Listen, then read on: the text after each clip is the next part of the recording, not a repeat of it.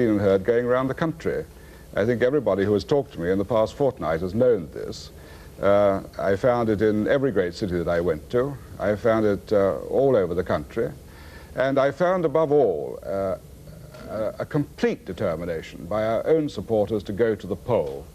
And this convinced me, in fact, that we were going to get the results we wanted. But did you think... Can I come in, Yeah. as we are now on the air? Mr. Heath, are you ready to take over the government? I'm ready to take over the government.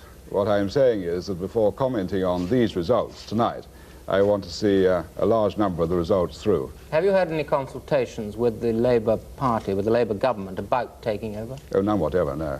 None at all? None whatever, no. But surely they had consultations with the Tory government in 1964? Oh, yes, that has been divulged by George Brown, that he had discussions about the form of governmental administration he wanted. But that has not been the case with us. Did you ask for any access to... I recently asked, yes, but at that time one didn't know that the election was coming so soon. But this is not in any way going to interfere with what we do if we become the government tomorrow. Why do you think they refused? In fact, I don't know if they did refuse, because the request was made to the Prime Minister just before the election was declared.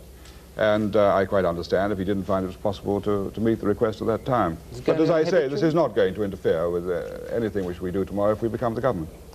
In your own constituency here, you had a candidate standing against you on the issues of immigration and the common market, both of which, of course, you've taken strong positions on yourself. So how much do you think this present result tonight has been helped by Mr. Enoch Powell?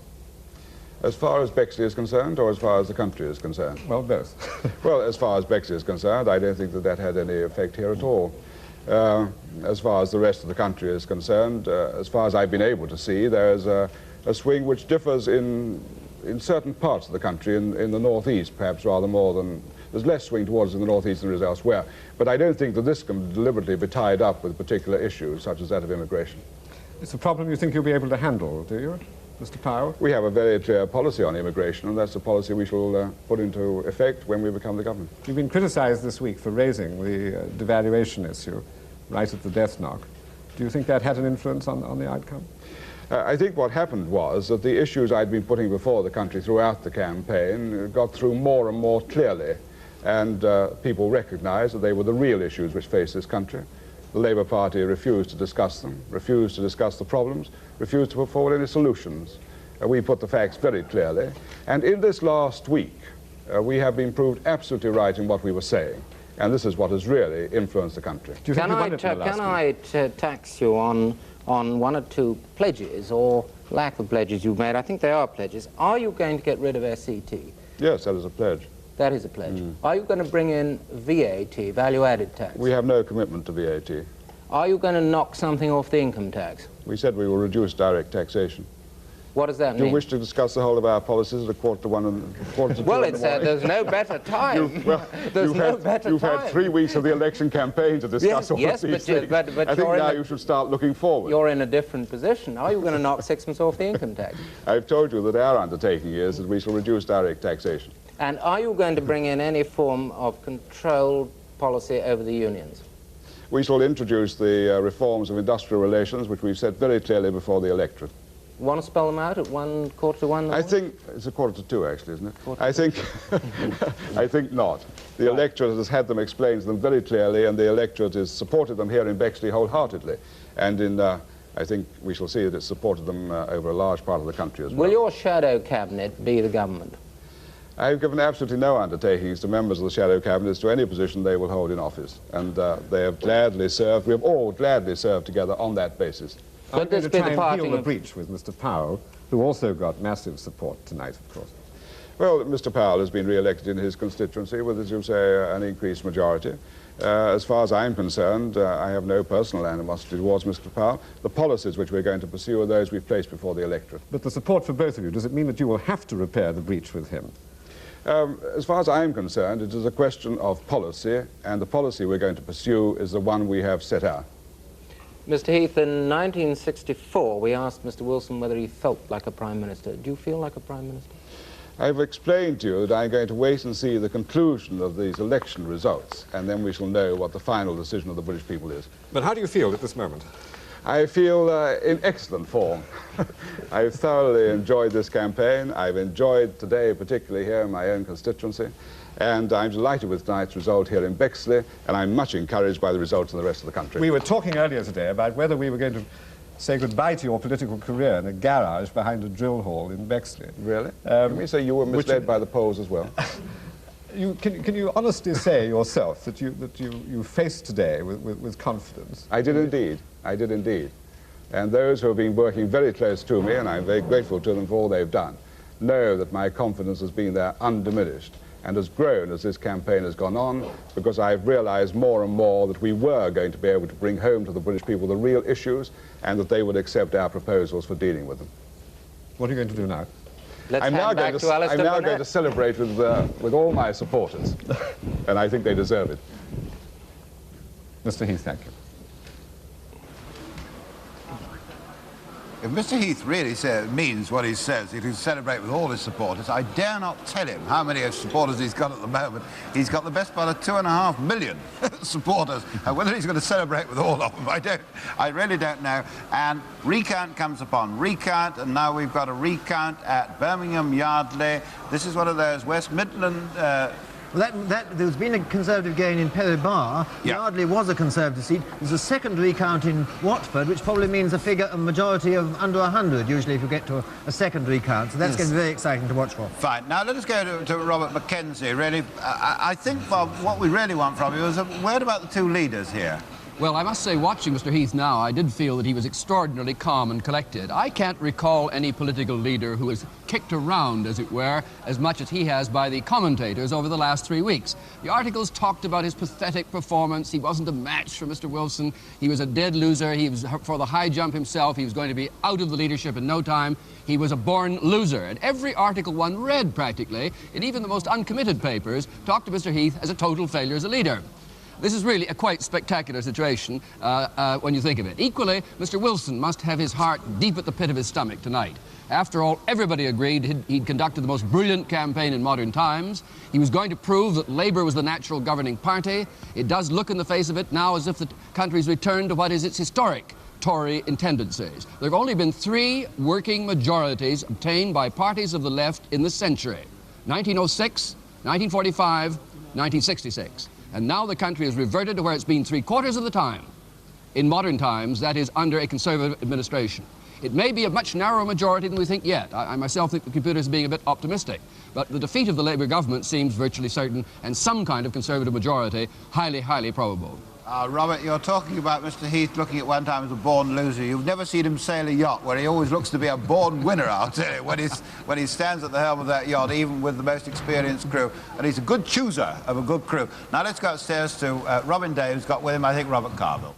Well, Robert Mackenzie and the others are now talking about things being virtually certain and probable, though they were a little more certain earlier. But on the assumption that there's going to be a Conservative government, I want to ask Robert Carville, political correspondent of the Evening Standard, what he thinks about some of the big jobs which are coming up. But first of all, Bob, who's going to hold the most important post of all, that a political correspondent of the Evening Standard? Because you were predicting a certain Labour victory. That's right, political editor, Robin. I'm so sorry. So I've got further to fall still. Well, I don't know, these things happen. As I said earlier on in the programme, I believe in pollsters. I blame the pollsters, they let me down, except our own Opinion Research Centre, which is the only paper in the whole country. But what happened to that that thing? said the Tories would win. But what happened to that thing for which you were paid, your smell, your political smell? My smell's been all right for quite a number of campaigns, about 6 so far. It's gone wrong tonight. Too much time in Elvino. I don't think so, not at all. I didn't get out among the grassroots too much, but nevertheless, now, next time I'll manage. To more serious matters, Bob. Yeah. If Mr. Heath is Prime Minister, who's going to be his Foreign Secretary and so on? Well, we heard Sir Edward Boyle earlier on. I think I rather agree with him. Douglas Hume will be Foreign Secretary if he wants to be, I should say. Ian MacLeod will certainly be Chancellor of the Exchequer, I should Won't say. Reggie Maudling want that? Reggie Labour Maudling gain at Newcastle under Lyme there, Bob. That's quite interesting, isn't it? That's another one going, yes. That's... Oh, no, that's one of those by-election situations. Yes, that's a by-election where the thing shouldn't have gone Tory in the first place. It's now come back. Yes, I don't think there's much to that. You were asking me who was going to be at the Treasury. I see Ian MacLeod. Yes. Well, Reggie Morgan would like it, wouldn't he? Well, the Tory party's got about 6 potential chancellors. Every party has. I think myself that MacLeod will get it. And Reggie Morgan could very well go to the Home Office. And I think Willie Whitelaw, the Chief Whip, will become Leader of the House. And Quintin Hogg to the Woolsack. Quintin Hogg, they need a lawyer in the Lords. I should say Quintin Hogg will go upstairs, yeah. And then what about the Labour Party? Is it going to split again? Are we going to go back to the 50s and 60s? Is Harold Wilson going to stay as leader? Well, give them time, give them time. Yeah, but you as an evening newspaper man, you don't take long to write about splits if you think about it. Harold Wilson will be going to the palace tomorrow to resign. That'll be tomorrow's news, and the formation of the government by Heath. No, I think there'll be no split in the Labour Party immediately at all. Of course not. Harold Wilson's in charge. Thank you, Bob. Now, I think we're going now over to Belper. No, we're going back to Cliff. Well, you're quite right. We're almost going to Belper, Robin. You're right. It's a nail-biting bit for George Brown. I've been watching him very closely, and if you're a good reader of mime, this is what he's done so far. Now, you're looking at him. You want to look at me, I'll tell you what he's been doing. He's been putting his hands together like that. He's been doing this, and he's been doing that. I wonder if his brother's got in. Yeah, his brother might be in. Let's take a look now at the state of the parties at 1:55.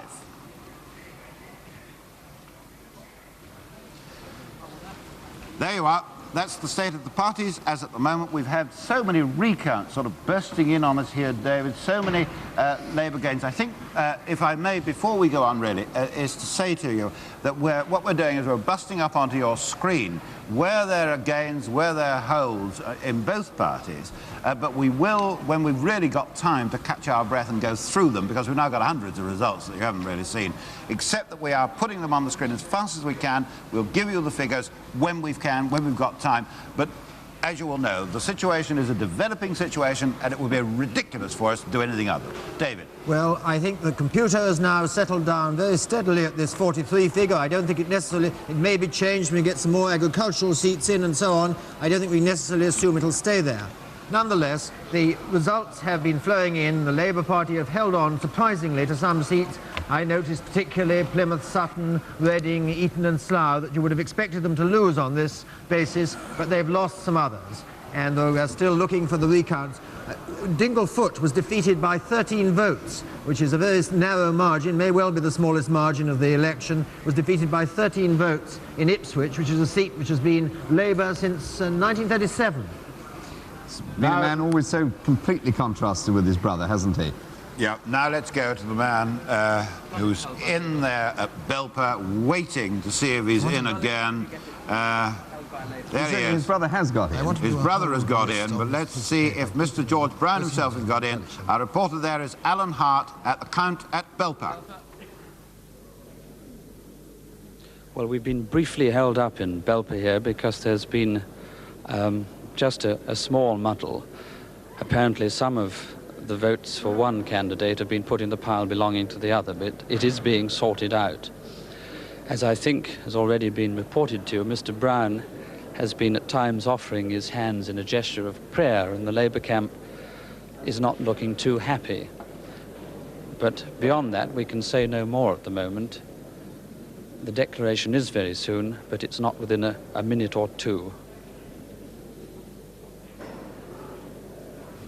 There we are. All right, we'll leave you for a moment, Alan, if we may. We really will keep our eye on it, and as soon as we get a flick of the hand, we'll come to you, but a flick of the hand now, and we'll come...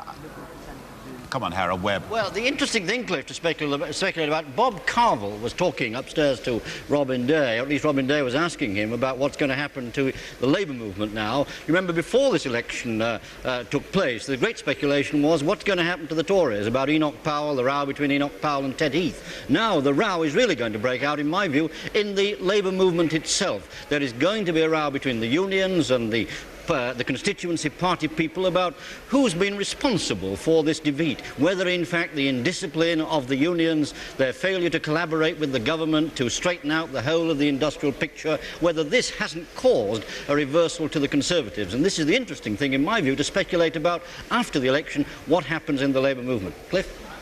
I wonder, before we go to the state of parties, a very quick word, I think, from our city desk here, from whom we've heard not at all in the past 2 hours. Well, I think there's very little doubt that tomorrow the share market in London is certainly going to get a boost. Of course, share prices have been going up a little for the last few days, as some people in the city smell the possibility of a Tory victory, and I think share prices will go up again.